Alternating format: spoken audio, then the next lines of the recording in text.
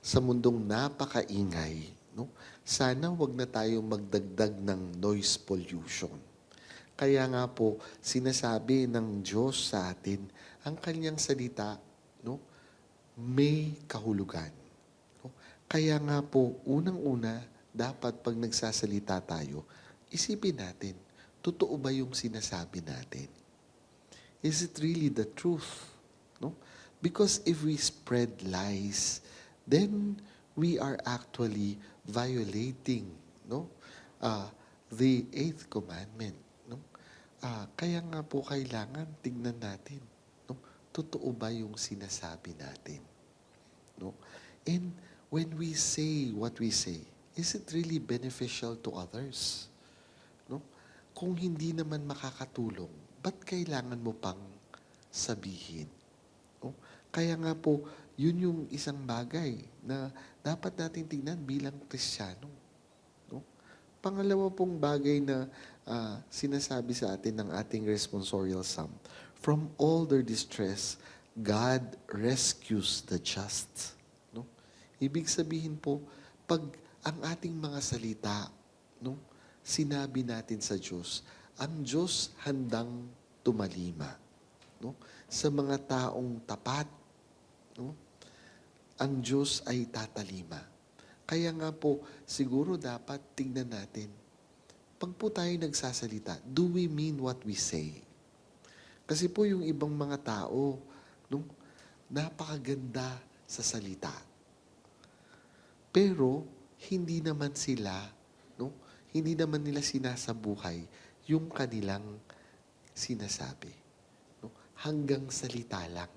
Kaya nga nawawalan ng kabuluhan yung kanilang mga salita. Why? Because their words are not followed through by their lives. They are not followed through by their actions. No? Maraming salita, wala namang gawa. No? Sinasabi ng Diyos sa atin, pag ako, no, sinabihan ninyo, I will act. I will rescue, no, those who are actually, no, faithful and just in their words. And then finally, my dear friends, no, sinasabi sa atin ng ating ebanghelyo, no, sabing ganun, no, He gives us the Our Father. After saying, when praying, do not bubble like the pagans who think that they will have or they will be heard because of their many words. Hindi daw po pagandahan o paramihan ng salita sa Diyos. No? Kung ganun, paano, no, tayo maririnig ng Diyos? Simple lang po, no, itong sinasabi sa atin. No? After the prayer of the Our Father, Jesus is stressing one thing.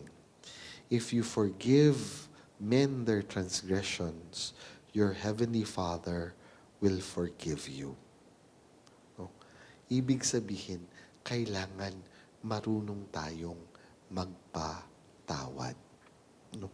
Hindi dahil madali ang magpatawad. Hindi dahil karapat-dapat yung taong pinapatawaran. Hindi dahil comply siya sa ating requirements. Kasi yung iba sa atin, bago ako magpapatawad, kailangan siya muna yung lumapit. Kailangan nagbago siya. Kailangan ganito, ganyan, ganyan, ganyan. Ang dami-daming, no, requirements. No? Parang pag humihingi ka ng benepisyo sa gobyerno, no? Ang requirements isang kadamakmak. No? Pero pag ang gobyernong nagsisingil, no, mabilis pa sa 4:00, sinisingil ka. No? So, sabi ng Diyos, pag magpapatawad ka, huwag ka rin masyadong maraming requirements. No? Why? Because in the end, remember, you were the first one to receive forgiveness. God has forgiven you. Therefore, learn also how to forgive others. No? And remember the caution that Jesus always gives us. The measure with which you measure will be measured out to you. No? Yun daw pong panukat mo, no? King Kapampangan, nung masyado yung mataram ingke kang panyukad, potang sukdana ka, mataram niya naman. Di po. Anya, no? Ka masyadong maselan. Pareho tamong mong ni kasala. At ning kayi, mas maragul tamo papikaw tangan king apong ginong. Anya, potang dingaliwayng menutang keka.